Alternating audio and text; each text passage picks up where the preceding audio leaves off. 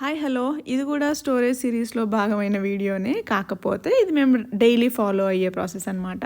యాక్చువల్గా ఏంటంటే మార్నింగే దూడల్ని అన్నిటిని కాసేపు బయట కట్టేసి వాటికి గడ్డి అవన్నీ వేస్తాము. అవన్నీ తిన్న తర్వాత కాసేపు వదిలేస్తాము, లోపల ఫ్రీగా తిరుగుతాయి. కావాల్సిన పచ్చగడ్డ ఏమన్నా ఉన్నా తినేసి మళ్ళీ వచ్చేస్తూ ఉంటాయి అనమాట. సో అలా అవి బయట తినగా ఇలా కొద్దిగా మిగులుతుంది కదా అంతా కింద, అదంతా మళ్ళీ నెక్స్ట్ డే తినవు కాబట్టి మా వాచ్మెన్ వాళ్ళు ఏం చేస్తారంటే దాన్ని క్లీన్ చేస్తారంటే తుడిచి ఒక దగ్గర కుప్ప కింద వేసేసి ఉంచుతారు అనమాట. సో దాన్ని ఈవినింగ్ ఇలా అంటిస్తాము, ఎందుకంటే దీంట్లో ఉన్న పొగ గేదెల సైడ్ వెళ్తే వాటికి దోమలు లేకుండా ఉంటాయి కదా అని చెప్పి అలా అంటించేస్తూ ఉంటాం ఎవ్రీడే.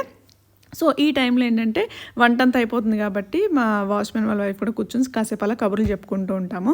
ఇంకా మేము బిజీగా మాట్లాడుకుంటుంటే మా విసిగిగాడు కోపం చూడండి, వాడి మీద చెయ్యేసి పామాలి, వాడితో ఆడాలి అని వాడి బాధ.